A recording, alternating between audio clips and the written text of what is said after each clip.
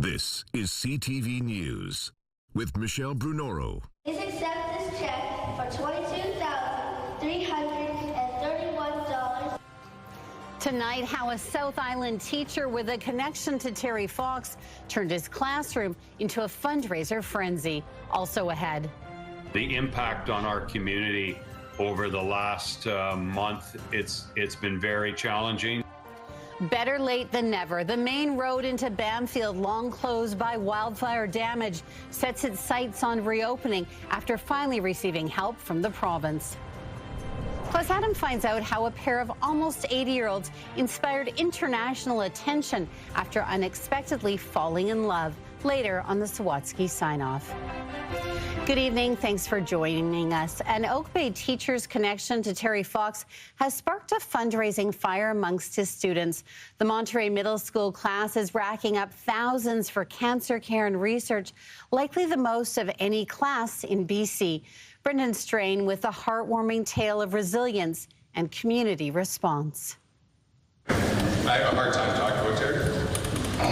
Jokes me up.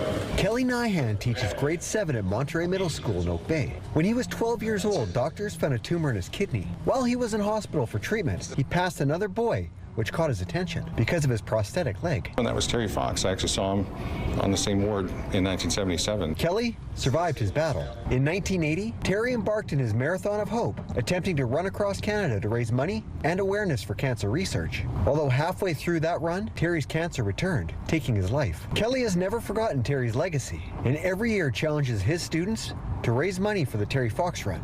I raised $1,205.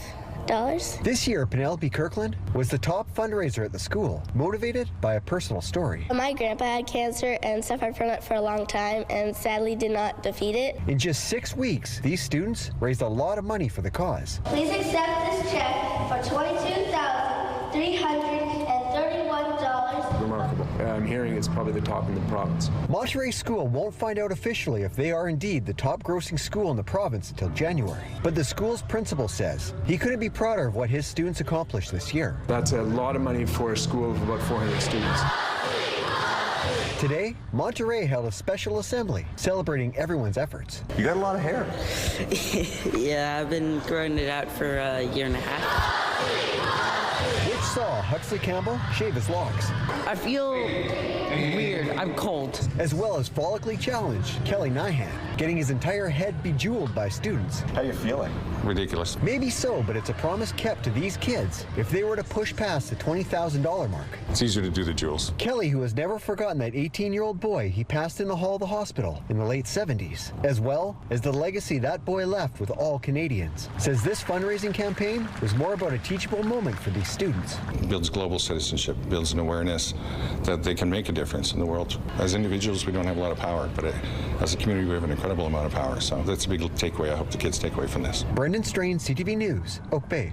What an incredible effort there. Well, we shift now to Bamfield, a remote island community that has largely been cut off because of a massive wildfire. Today, the province issuing a lifeline. The twisting backcountry road to the community will reopen in weeks. But as Andy Garland reports, some say it should have happened so much sooner.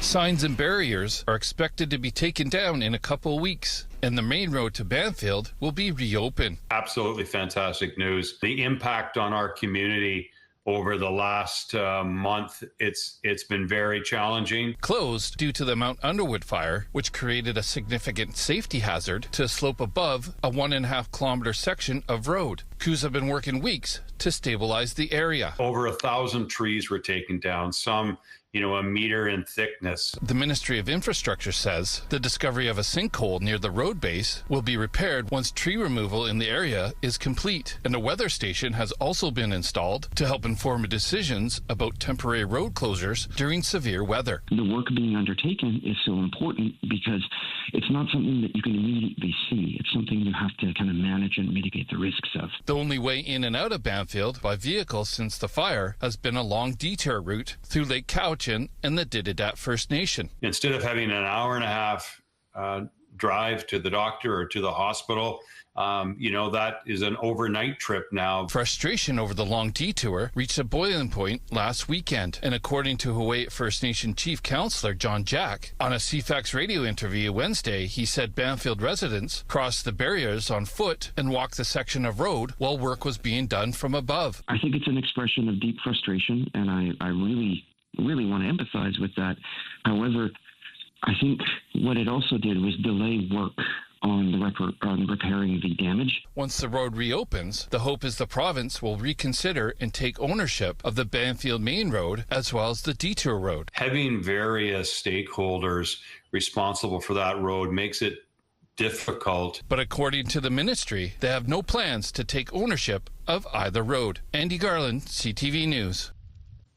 It's been an emotional day on Mears Island off Tofino, where members of a Hausat First Nation watched several residential school buildings come down. This morning, 3 buildings from the Christie Residential School were still standing. Now they're not, as they've been demolished with the help of people who were sent here as children. The National Centre for Truth and Reconciliation says Christie Residential School was fraught with overcrowding, and at least 23 students died at the institution. It closed in 1971. It's a new chapter, a new page in our healing and coming together and being strong and letting the world know that we're still here, we're not going anywhere, we're a resilient people. We'll have more coverage on the demolition tomorrow. To the NDP federal leadership race now, where a familiar face from Vancouver Island has announced that they'll be stepping into the ring. Tennille Johnson, a social worker and city councillor from Campbell River, is set to take her campaign to party members across the country. Hailing from Wewak First Nation, Johnson claims she is the first Indigenous woman to seek the party's top job. She joins 3 other candidates in the race: Rob Ashton, Heather McPherson, and Avi Lewis. The New Democrats will choose their leader during the party's annual convention next March. ICBC is warning customers that job action by the BC GEU at Service BC locations is impacting some driver licensing services. Road tests normally conducted at Service BC locations are being relocated to nearby ICBC claim centers where possible. ICBC is contacting affected customers directly with updated appointment details. Other services provided at Service BC locations, including knowledge tests and driver licensing renewals, are not available during the job action. Customers should visit an ICBC driver licensing office or a driver licensing agent for these services. The province is moving forward with new legislation that hopes to protect consumers against potential credit fraud. Proposed amendments to consumer protection laws look to modernize the implementation of credit fraud security by providing people with more control over their financial information. If passed, the new amendments will help consumers access their credit report and enact security freezes at 0 cost. The modifications also work as roadblocks for potential fraudsters, making it harder for them to access accounts. These changes are about empowering consumers, giving them control over their credit information, protecting them from fraud, and ensuring transparency in the services that they rely on. This is the next step in our work to help ensure a fairer, more transparent, and accountable marketplace for all British Columbians. The proposal also makes way for a new set of rules for credit reporting agencies and credit repair businesses, ensuring that their services are delivered to consumers in a transparent and timely manner. A newly released report from rentals.ca shows the cost to rent a 1-bedroom in BC is down by 8.5% over the past 2 years. Vancouver still tops the list of the most expensive cities in the country, with a 1-bedroom going for an average of $2,794 a month. That's down 7.8% over last year. As for BC's capital, Victoria ranks as the 19th most expensive city to rent a 1-bedroom in Canada, with an average monthly cost of $2,013. That's down 7.5% over 2024.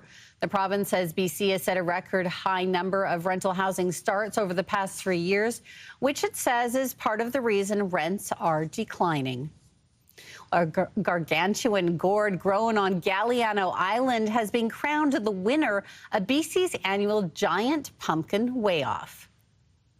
Yes, the big unit, this one here, weighs in at 797 kilograms or 1,758 pounds. That's the size of a large moose, a small great white shark, or 10 average-sized Canadians. The crown goes to Leif Palmberg, who thought giant pumpkin growing would impress his 2-year-old son. My wife asked him after we won if he was happy that our pumpkin had come in first, and he told her that he was, because Daddy really wanted that. You know, we had a lot of fun growing it. He came down there and helped a lot with it. I think he liked the process, but in the end, he didn't actually seem that impressed by the pumpkin. Okay, that heavyweight champ edges out the runner-up by 60 kilograms or 132 pounds. That is one pumpkin. Well, still to come, the potential for peace in Gaza. When they disarm, whether they disarm, whether Israel withdraws, those are the questions going forward. Phase 1 of Hamas and Israel's 20-point peace plan is underway. Coming up, the reaction from families on the front lines. And it's 14 degrees over Victoria Harbour. Josh will be back after the break with the full forecast. CTV Weather brought to you by Expedia Cruises, customizing dream vacations with unbelievable value. Call or learn more at expediacruises.ca. West Shore Youth, looking for a fun spot to hang out? Youth nights are here. Skating, art, swims, and a place to chill. Staff-led and supervised for a safe, inclusive vibe. Check out wspr.ca for more info.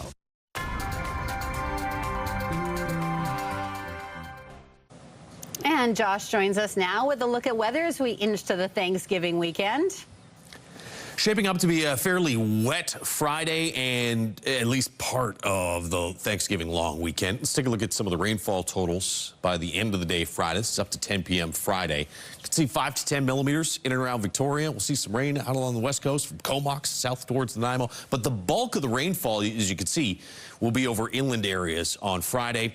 For most areas, it tapers off to a chance of showers for Saturday, and then some steadier rain back in the forecast on Sunday for parts of the island. The north is going to get missed by most of this rain. There's your rain tomorrow morning, mainly along the west coast. There's your rain for Victoria and areas north as the day goes on Friday, and then it all kind of spins back around and slides through again Saturday morning. You can see by Saturday afternoon, though, the bulk of the steadier rain is out of the area. 13 degrees in the North Island for Friday and Saturday. Looks like about 12 degrees and sunshine for Sunday, and then up to around 14 or 15 on Monday. So those temperatures pretty close to average. Periods of rain for inland areas tomorrow. As we said, could see in excess of 20, 25 millimeters worth of rain just by the end of the day Friday, and then some more rain on the way for Sunday. Saturday, more like scattered showers. Highs of 13 for Friday, Saturday, and then just 11 in the rain on Sunday. Back closer to average for Thanksgiving Monday and Tuesday. Periods of rain out on the west coast with a high of 12. Chance of showers for both Saturday and Sunday. Not much change to temperatures there, 12 or 13 degrees Saturday, Sunday, but a nice warm up for Monday as we should get to about 17 degrees for the daytime high. In Comox, rain and 13 tomorrow. A chance of showers, especially early in the day on Saturday at 14 degrees Saturday, 10 with some steadier rain likely on Sunday. Again, for most areas, it looks like Monday things should be a little warmer and drier. That goes for Nanaimo as well. 14 degrees and rain tomorrow. Chance of showers, 14 on Saturday, and then 10 with some rain on Sunday. That looks like it could be fairly steady both Friday and Sunday. Mid-teens returning for Monday and Tuesday. And in Victoria, 9 degrees tomorrow morning, about 13 for a daytime high tomorrow. Cloudy with some occasional periods of rain. 5 to maybe as much as 10 millimeters worth of rain. Chance of showers and 13 on Saturday. Again, showers are going to be a little more likely early in the day than late in the day. And then Sunday, some rain back in the forecast and a high of 11 with sun breaking back through the clouds for Thanksgiving Monday. And temperatures back up to a high of around 16 degrees. CTV Weather is brought to you by Expedia Cruises for air, land, and sea vacations. All right, thanks for that, Josh. Well, it took a village to get there, including mediators from Qatar, Egypt, and Turkey. And while there's still a lot more to be determined, like who will govern Gaza, today is about breathing a sigh of relief. CTV's Heather Wright has more on the jubilation and the 20-point peace plan that led to this moment. Standing on top of emergency vehicles, paramedics in Gaza City celebrate the first step toward peace. Honestly, these are indescribable feelings, this man says. We can't believe it. At Hostage Square in Tel Aviv, dancing and singing. Hope that finally the hostages will soon be home. This is the joy that we are waiting for. While many important details still need to be ironed out, the first phase of this truce will see all remaining Israeli hostages freed in exchange for hundreds of Palestinians being held in Israeli jails. Israeli forces will also withdraw to an agreed-upon line. The next 48 hours are crucial. We urge the parties, particularly Hamas, to follow through, release all the hostages. Many questions still remain, with the more contentious elements of a long-term deal yet to be agreed to, including Israeli demands that Hamas disarm and the complete withdrawal of Israeli troops from the enclave. When they disarm, whether Israel withdraws sufficiently to send a signal to Hamas that they can disarm, those are the questions going forward. In the meantime, Israel is preparing hospitals to receive the hostages once they are released after more than 730 days in captivity. Palestinians hopeful that once the bombing stops, they can begin to rebuild their lives. A daunting task with an estimated 2 million people displaced, according to the United Nations, and much of the enclave reduced to rubble. What we need, of course, is humanitarian supplies. We need food, we need water, hygiene, tents, equipment for the winter to support people in this new phase of the response. U.S. President Donald Trump says the 48 remaining hostages will be released on either Monday or Tuesday, 20 of whom are still believed to be alive. Heather Wright, CTV News, Toronto. Global Affairs Canada is calling for the release of 6 Canadians who were detained by Israel after trying to deliver aid to Gaza. We are the 6 Canadian citizens aboard the Conscience. If you are seeing this video, we've been attacked at sea and abducted by the Israeli forces. The activists were on board a flotilla intercepted by Israeli forces yesterday morning, a little over 200 kilometers off the coast of Gaza. They were carrying food and medical supplies to the war-torn region. 2 of the activists are from Toronto, 1 is a doctor from Montreal, and 3 others are from Newfoundland and Labrador. Coming up, love blowing up. Adam finds out how a love story seemingly made for the movies is even better than what Hollywood would imagine. Next on the Sawatsky Sign-Off. Win a fall cleanup with 1-800-GOT-JUNK. Text JUNK to 71010 with your first name for your chance to win. Clean up your home or maybe your neighborhood with 1-800-GOT-JUNK. Details at ctvnewsvi.ca.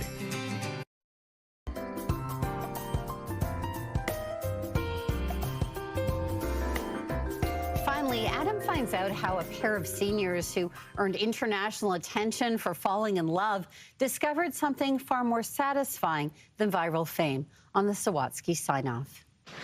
If this were a Hollywood movie, it might begin with a wide shot of Jim Adams' art studio before cutting to a close-up and revealing the almost 80-year-old was a widower. I figured, that was it. I'm done. I won't find anybody. Cut to almost 79-year-old Audrey Coots, who was so happy being single, she was in the midst of canceling her online dating profile when she got a message about being overwhelmingly compatible with some guy named Jim. Bingo! There was his face. And what did you think? Wow.